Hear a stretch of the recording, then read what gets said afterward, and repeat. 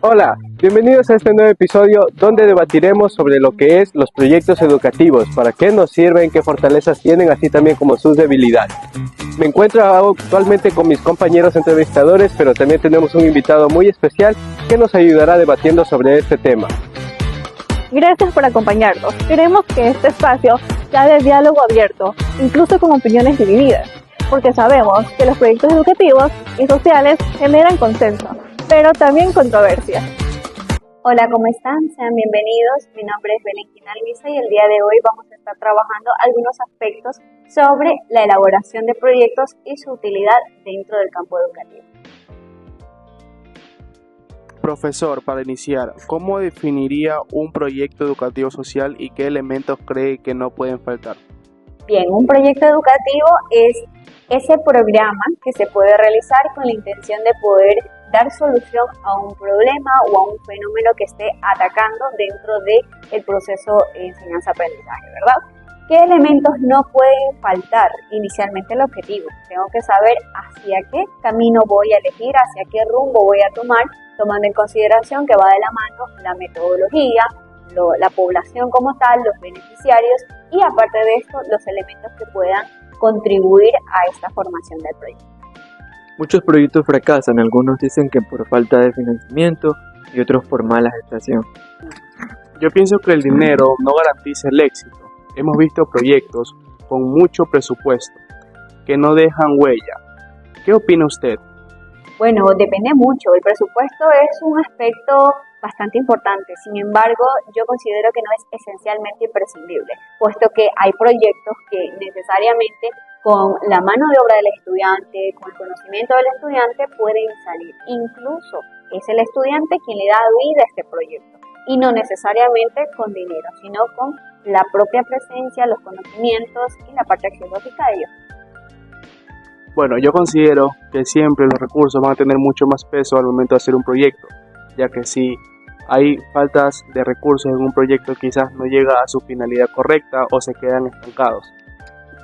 Como punto debatible, yo considero que más bien es la capacidad que tiene el docente de manejar el aula y asimismo los recursos. No por tener un recurso significa que yo voy a ser un buen docente.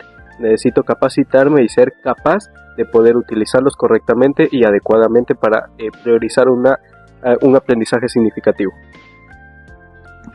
Pero quizás por falta de capacitaciones que no se les entrega a los docentes, es que no tienen quizás la metodología que se necesita para poder llevar un proyecto.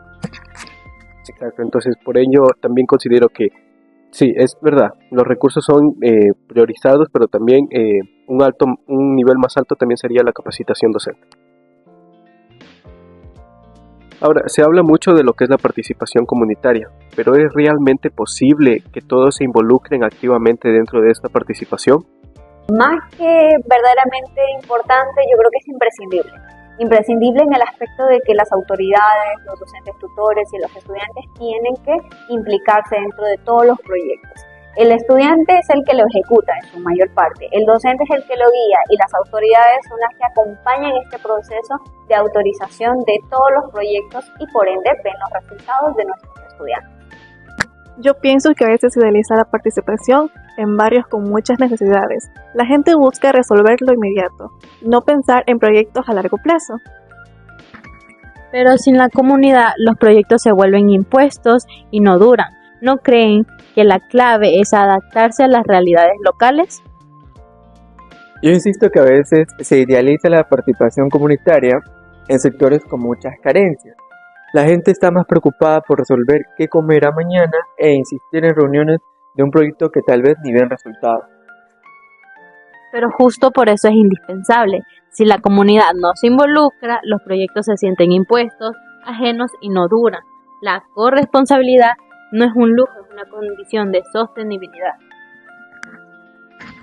Pero seamos sinceros, si hablamos de carencias en los barrios, ¿cómo le podemos pedir a una madre o a un padre que trabajan 12 horas que vaya a un taller comunitario? No es falta de apatía, es falta de condiciones, porque si se lo pide lo mismo a unas personas que tienen las condiciones y no existen, ahí sí sería falta de apatía.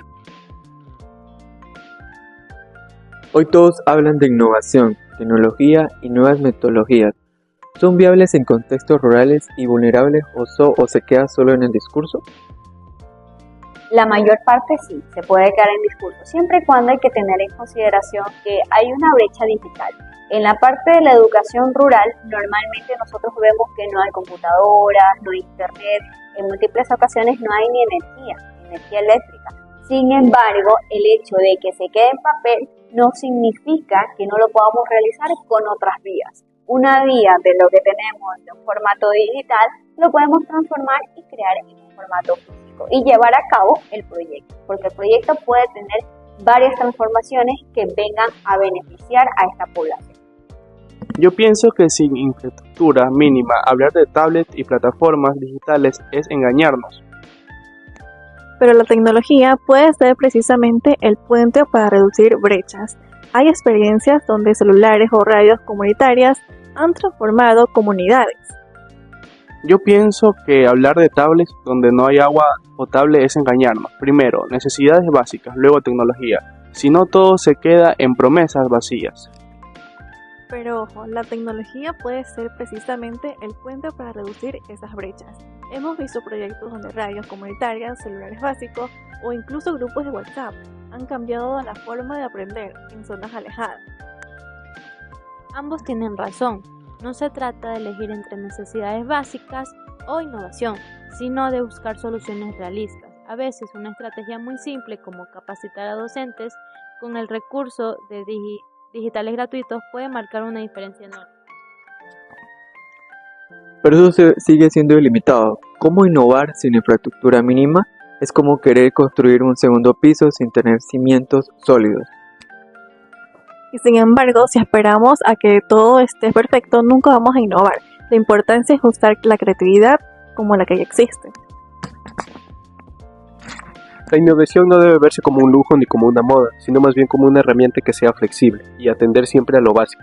Pero también debemos pensar en cómo aprovechar los recursos que tenemos disponibles, por más pequeños o insignificantes que los podamos ver. Estos nos abrirán la oportunidad de ser progresivos, priorizando primero las necesidades vitales, innovaciones y que sumen siempre sin excluir.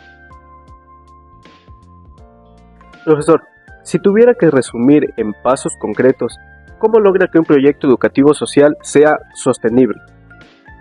Sostenible dependiendo del objetivo y del contexto que nosotros vamos a abordar. Si el contexto es netamente educativo, yo creo que es sostenible por nuestros estudiantes y por el propósito que ellos tengan dentro de cada proyecto.